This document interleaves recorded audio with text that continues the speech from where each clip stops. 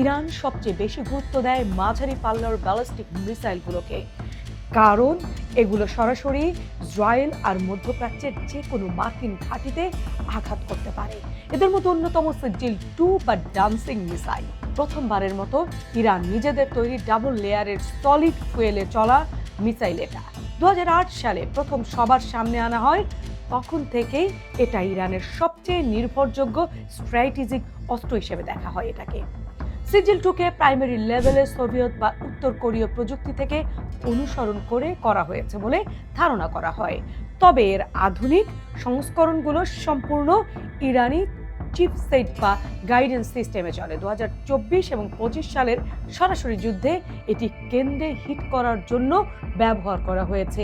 এর আগে এটা সিরিয়া এবং ইরাকের জঙ্গি গোষ্ঠীর বিরুদ্ধে অপারেশনাল ট্রায়ালে দেখা গিয়েছিল। সিজিল-2তে ব্যবহার করা হয় high energy producer solid fuel, যা মিসাইলটিকে 18 মিটার লম্বা আর 1.25 মিটার ব্যাসেও মারাত্মক গতিশীল রাখে। এটা প্রায় 700 কেজি ওজনের ওয়ারহেড বহন করতে পারে।